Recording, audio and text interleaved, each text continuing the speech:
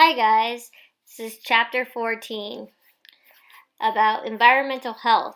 This chapter is going to contain information about environmental factors that affect health and ways people can protect themselves, both the environment and themselves. Environment health defined. Environmental health encompasses all interactions of humans with the environment and the health consequences of these interactions. We now recognize the environment pollutions contribute to chronic diseases and as well as infectious diseases. Technology advances have increased human ability to affect and damage the environment. Rapid population growth means that more people are consuming and competing for resources than ever before. Current environmental health concerns grew out of concerns about communicable diseases when certain insects and rodents were found to carry microorganisms that causes the disease in humans. Steps were taken to control these animal hosts called vectors. Systematic garbage collection, sewage treatment, water protection, food inspection, and health public agencies all involved from all these early discoveries. These efforts have controlled many diseases in developed worlds, but still a danger when services are disrupted by natural disasters, as we know from when Japan had that effect and their nuclear plants got hit. People were affected by that. Clean water and sanitary water disposal, safe food, and insects and rodent control continue to be a major issue throughout the world. Population growth and control. Recently, rapid population growth is reasonable for most of stress humans puts on the environment. Example, the world's population is increasing and reached 7 billion people in 2011.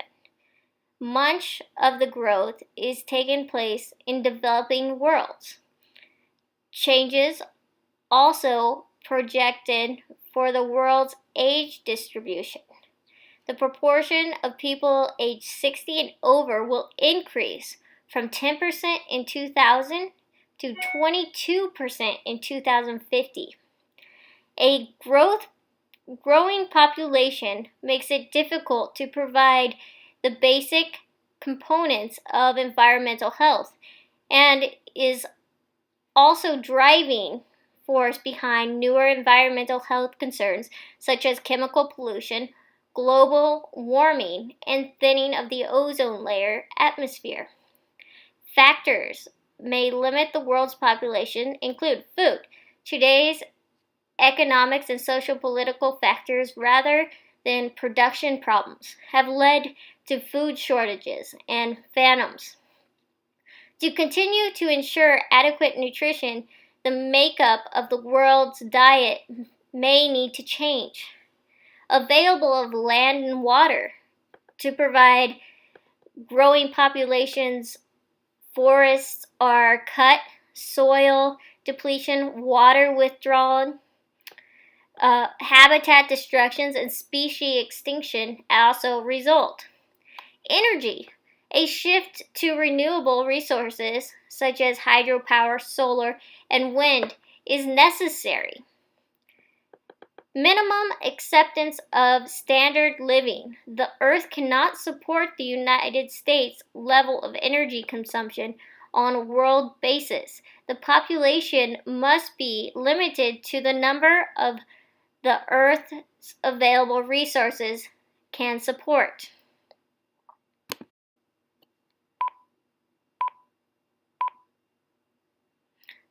The current population explosion is fueled by interconnecting factors, high fertility rates in developing worlds caused by a combination of poverty, high child mortality, and lack of social services, lack of family planning resources, lower death rates. To be successful, population management must be changed.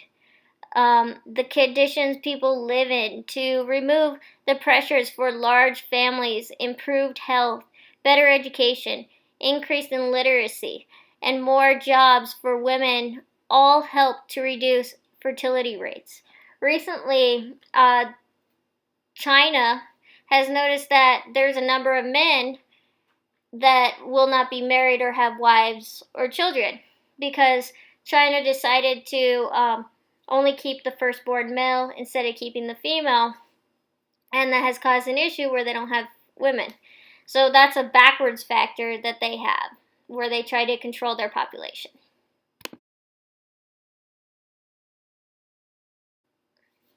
Air quality and pollution. The term pollution refers to any unwanted contaminants in the environment that may pose a health risk. Air pollution results naturally from forest fires, pollen blooms, dust storms, but humans contribute to air pollution are significant.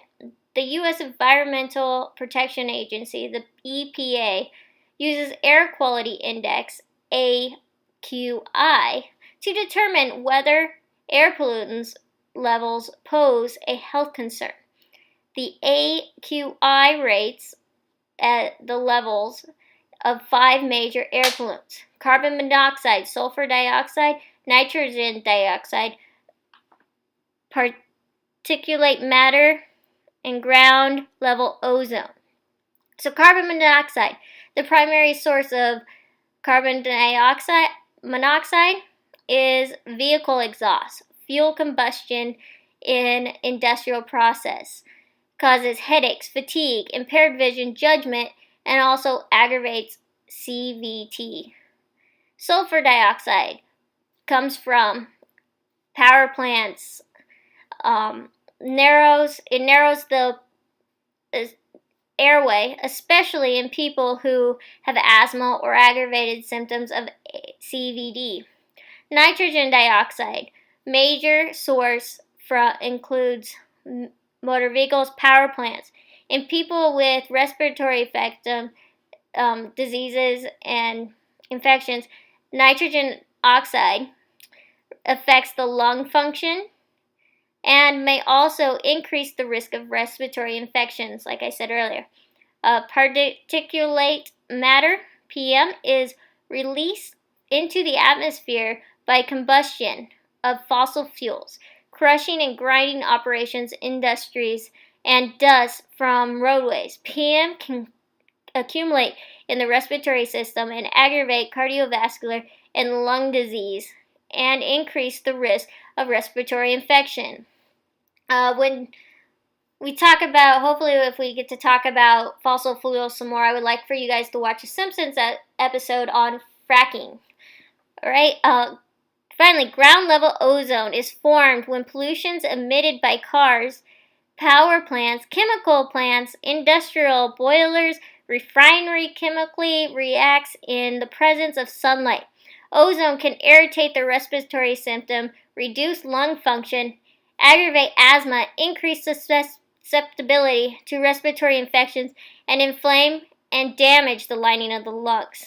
Where I went to college my freshman year, there was a power plant and it used to smell horrible. Obviously, those pollutions spread throughout the community.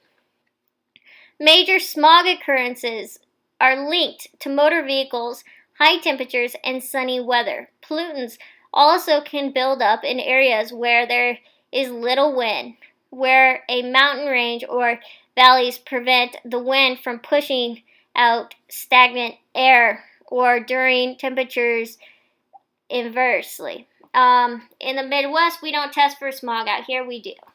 Just to note that. The greenhouse effect is a phenomenon in which carbon dioxide and other natural gases act as a blanket to keep the sun heat close to the surface of the earth. Because the level of those gases are being increased by the consumption of fossil fuels and deforestation is reducing the number of trees that converts carbon dioxide to oxygen. The effects is intensified.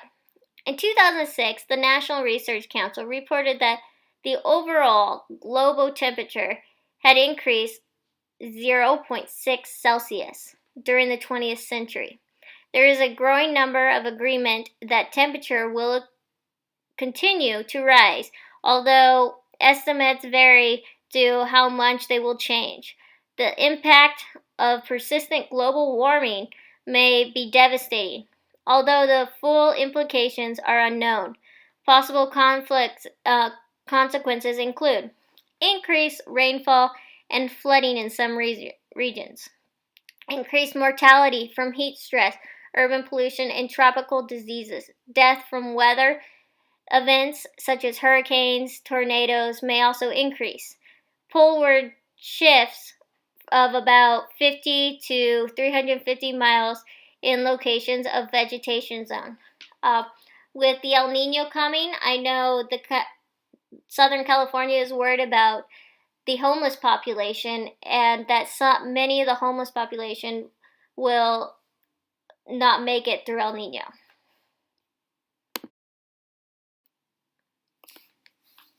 The ozone layer is a fragile, invisible layer of 10 to 30 miles above Earth.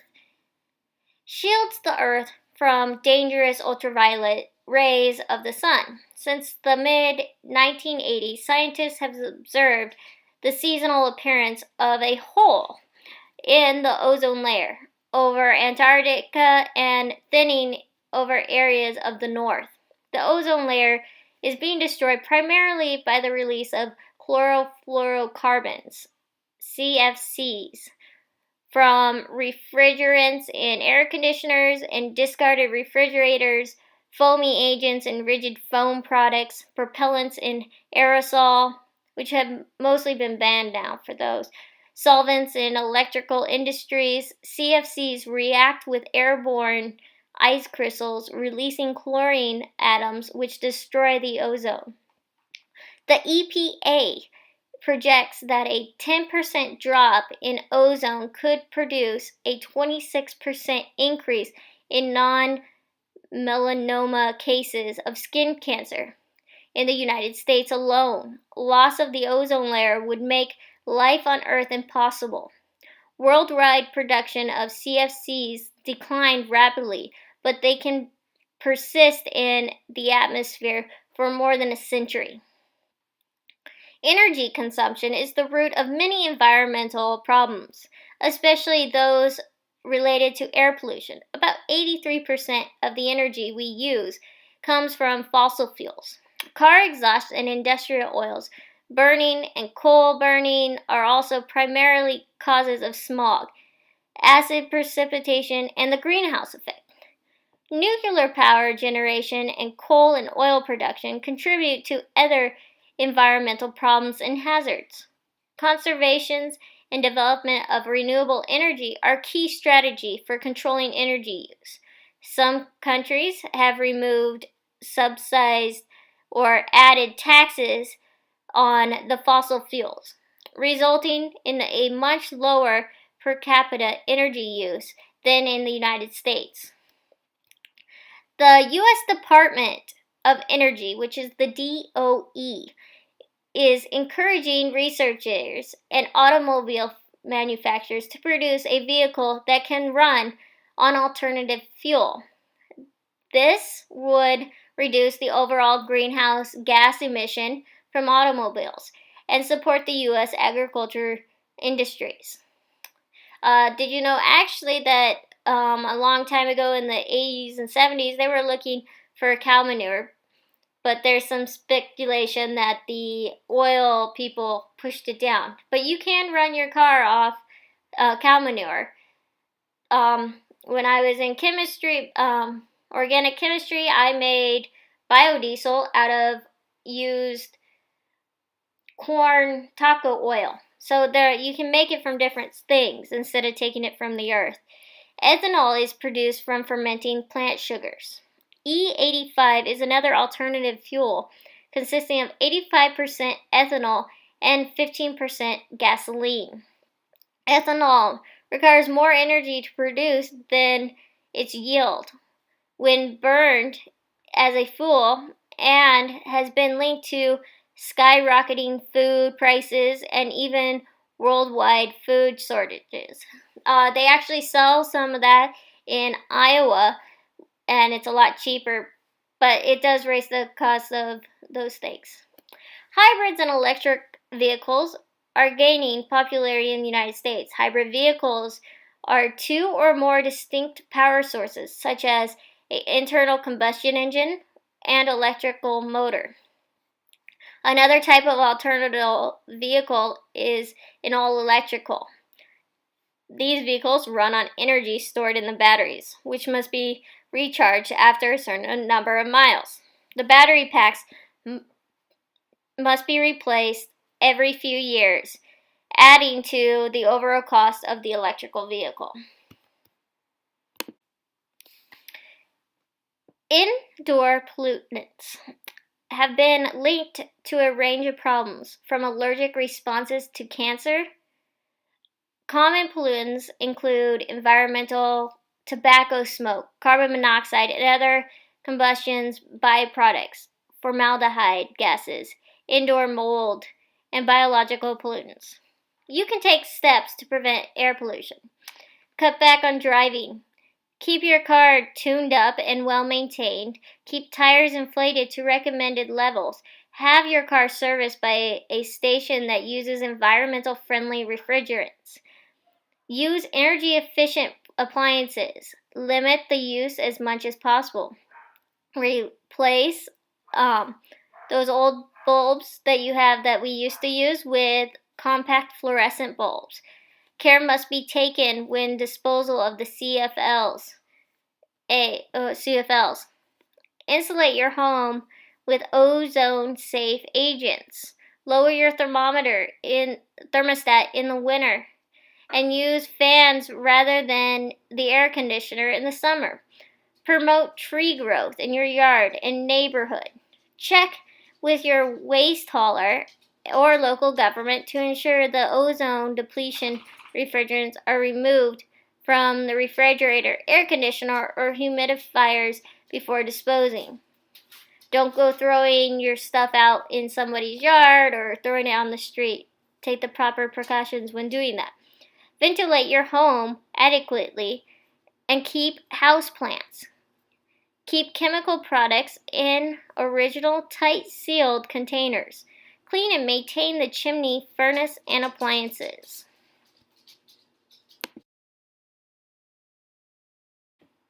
Water quality and pollution. Clean water is one of the fundamental important resources to humans. Purification includes physical and chemical processes such as screening, filtration, and disinfecting, often with chlorine. Many systems also fluorinate water to reduce dental decay. Despite the extensive water purification system, up to 1 million U.S. citizens become ill each year from contaminated water, which, like I said, could be a raccoon that gets in the water pipes or something like that. Toxic waste from manufactured and agriculture, as well as accumulated waste from individuals' homes, is another concern. Water shortages are also a concern. Increasing population, water needs to surpass the availability of water in some parts of the country. Groundwater pumping and diversion of water from lakes and rivers for irrigation reduces the amount of water available in the communities. If we don't have water, we can't grow food. We need food to live. We also need water to live. That's why we have a major problem right now in California, because we are in a drought.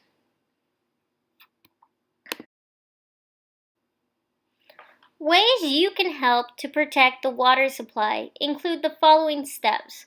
Minimize consumption by taking showers instead of baths. Turn off water when not in use, and run a full dishwasher and washing machine loads. Install faucet aerators, and water-efficient shower heads. Use displacement devices in the toilet, such as a plastic bottle or a bag filled with water. Fix any leaky faucets in your home. Properly dispose of toxic materials, such as cleaning solvents, bleach, or motor oil. Do not pour old medicines down the drain or flush them in the toilet. Some pharmacies will take unused or expired drugs back. Many communities also have a drop-off thing. When you flush stuff that's not supposed to be flushed down the toilet, they go to our pipes and they build up this nasty, like wax-looking, nasty, gross of all the stuff. It's called a frag or something. It's gross, and we have to pay people to go clean it up. So let's prevent that by not flushing down things that aren't breakable down, such as those, what they call butt wipes. Those towelettes that are supposedly flushable, most of them are actually not flushable. So those get caught up in there, and all kinds of nasty stuff, dead goldfish, all that ends up in those pipes and has to be cleaned out, and we spend tons of money on that. Solid waste pollution. Waste products must be handled in the appropriate manner to protect the environment. Solid waste presents an enormous disposal and contamination problem. The bulk of food and garbage is dumped in the sewage systems through mechanical garbage disposals. The biggest single component of household trash, which is 31% by weight, is paper products, followed by yard waste and metals. Plastic makes up 12% of all trash by weight, but takes up 18% of the landfills. Most of the plastic waste is packages. About 1% of solid waste is toxic. Toxic waste now also comes from disposals of computer components. We have problems with these, and animals go there, so those little package plastic wraps, they'll get stuck in there, and we're contaminating the animals. So making sure you get rid of stuff properly is correct. Since 1960, sanitary landfill sites have been used to dispose of solid waste. Landfills are placed in locations where they're not likely to be contaminated by near groundwater, streams, or other resources of water. Soil is studied to ensure not having any conductive leakage. The site may be lined, or nearby monitoring wells are required for testing. Layers of solid waste are covered with a thin layer of dirt until the site is filled. The top may be turned into a park or trees or grass replanting. The landfill is stable because it is firmly packed layer. Solid landfills also have disadvantages. Chemical containers may leak into surrounding soil and groundwater. Burial is expensive and requires an enormous amount of space. Biodegradable materials can break down naturally and safely quickly into raw materials of nature and then return to the environment. So those are things you can test out. You can make your own good soil that way. You add some worms in and stuff.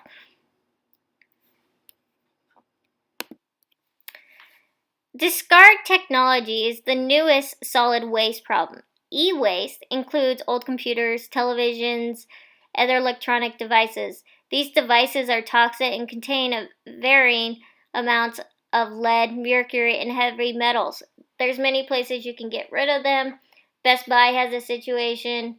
Sometimes it costs you money, but also you can find places that do it for free. So save it up and then take it to the places that they properly can dispose of.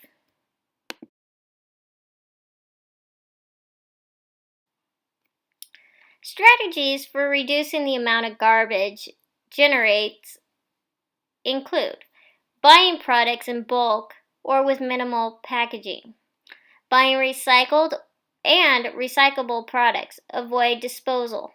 Avoid disposal of foam or paper cups and plastic stirrers, and packing your lunch with reusable containers. Store food in reusable glass or plastic containers. Take part in community recycling programs. Properly disposing of electronic items, batteries, and fluorescent lights. You can find many of these things at stores. Also, you can get money back for cans and stuff like that. And then there's free places that you get to the schools with your paper that you can recycle, glass, and stuff like that. It's just a pain in the butt because you have to go there. Instead of you paying them, where some companies are starting to make you pay, you can take stuff and get rid of it for free or get paid. Chemical pollution and hazardous waste. Chemical pollution and hazardous waste are significant health hazards. Inhalation of tiny fibers of asbestos, widely used to protect against fire, to insulate buildings, causing lung damage, asbestosis, and lung cancer. Coal miners and textile workers experience similar conditions in inhaling coal dust, black lung disease, and cotton fibers, brown lung disease. Lead poisoning causes the central nervous system damage, mental impairment, hinders oxygen transportation in the blood, and digestive problems. Like I said, at my college, my teacher explained that I would have to lick the entire building in order to get lead poisoning from this stuff. But over time, you can eventually have the lead poisoning issues. In cases, neurological damage can be permanent. About 435,000 children under the age of 6 may have unsafe levels of lead in their blood. Lead damage can start to prenatal if pregnant women have elevated levels of lead in their body.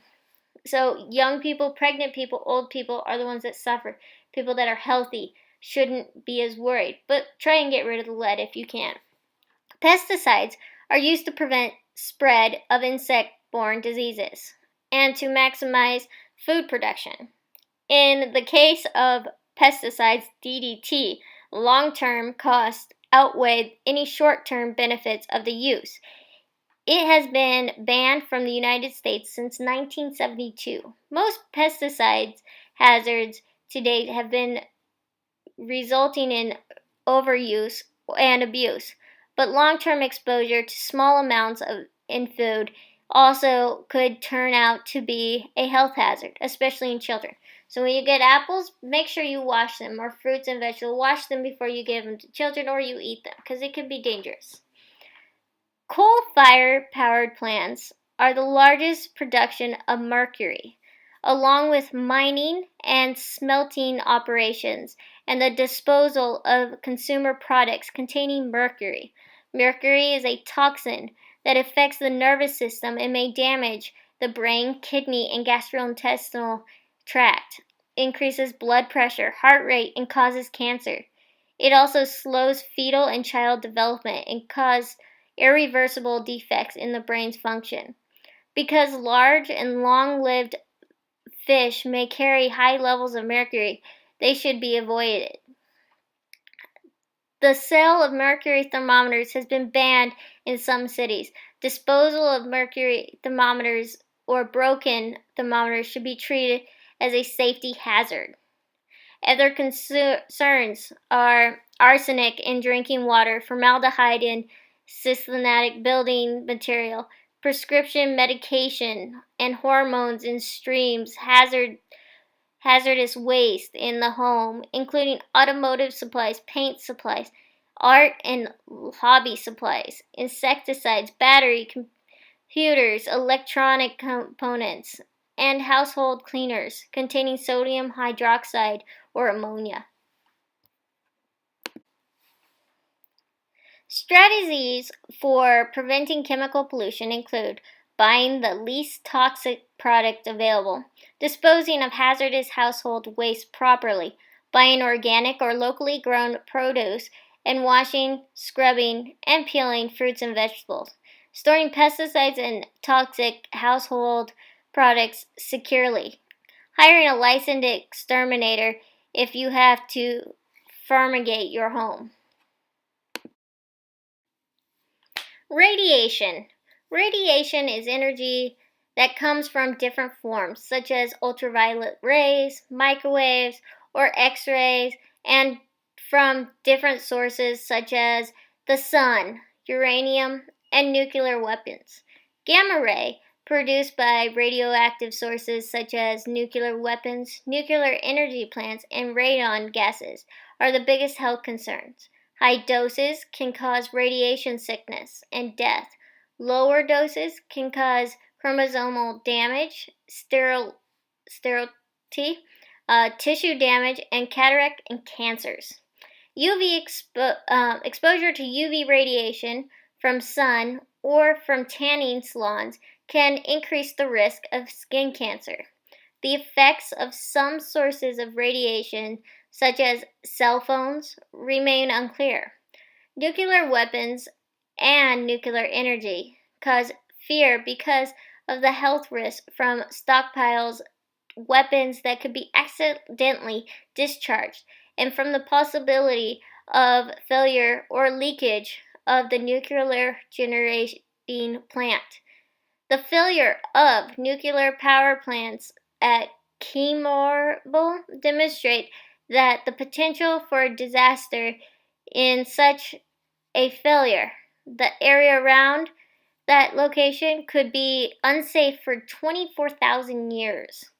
Another problem is disposing of the radioactive waste generated by the power plants. Waste cannot be dumped in landfills because the radiation exposure could not be prevented. Safe disposal requires deposit sites in which waste will be unsafe for tens of thousands of years. There was a location of a John Wayne movie that they performed in where there was nuclear waste nearby, and almost all of them had died from cancer that worked on that movie. It's a very interesting, I can't remember what movie it is, but it was interesting to see the relationship.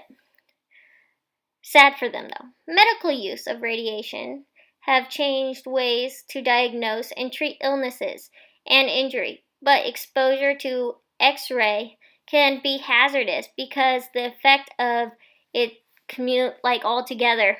X-rays are still valuable too, but are used carefully to keep exposure as low as possible. Your equipment uses lower dosages. Any X-ray should have a definite purpose, not just be done for no reason.